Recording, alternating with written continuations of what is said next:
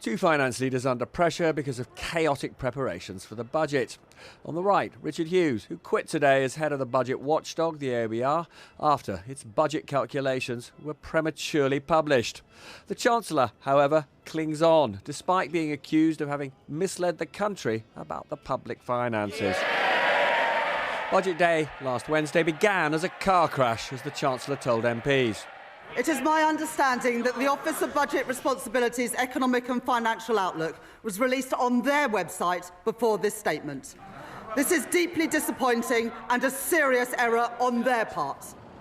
And today the OBR Chair Richard Hughes took responsibility after an internal investigation found that the watchdog's cybersecurity was too weak.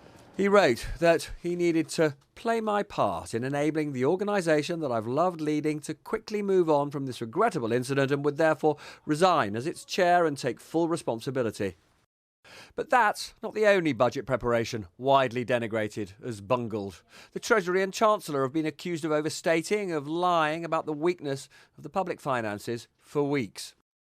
From late September to the day of the budget, it was widely reported, including by me here at ITV, that there was a black hole in the government's finances of between £20 billion and £35 billion, because that's what we were led to believe by senior members of the government. But in fact, no such deficit ever existed in the calculations made by the OBR. Its estimate of the hole started at £2.5 billion on the 3rd of October and became a surplus of £4.2 billion at the end of October because of bumper forecast tax revenues. There was no black hole ever, though that wasn't revealed till budget day. Truthfully, I have never seen preparations for a budget as shambolic as these, except for Liz Truss's mini-budget, and we all know how that ended. Is this the Chancellor's fault, or is it your fault? He didn't answer. But let me just deal with the substance of the budget, because it's really important that we focus on that, in my view. Rachel Reeves should be resigning because she also had leaks, which went on for 3 months right up until the budget was announced. So if the OBR chief is going, then she should go too.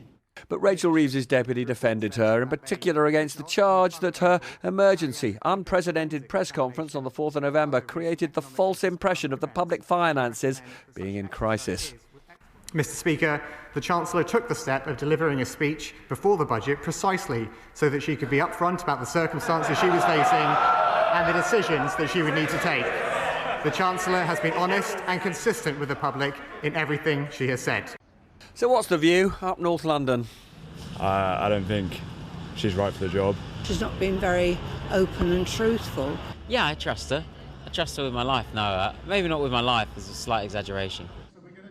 Tonight a festive rather than fiscal tradition. Not quite clockwork. 3, 2, 1. Go Samuel.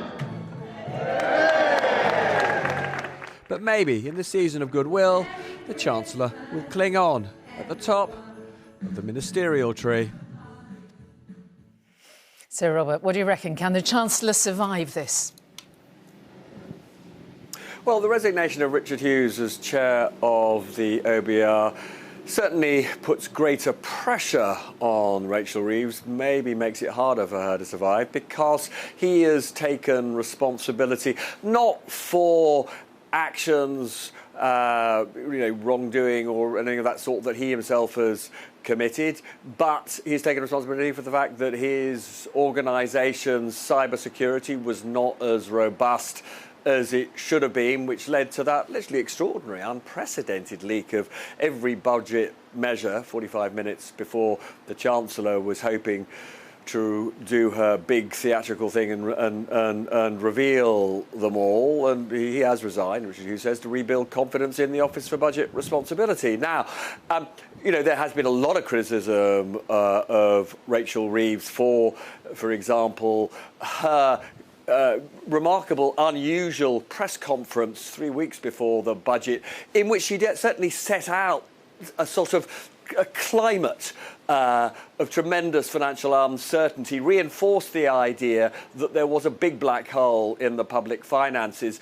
And I would say that the two biggest things that the Treasury got wrong is that they allowed, indeed encouraged, in the media and in the city this idea that there was this massive black hole, and I've just said in my film that there was never a black hole. They did not do what a company would have done in these circumstances, where it knows that public opinion is in the wrong place, where investors are in the wrong place, and that actually the condition of the company is either better or worse than the public believes.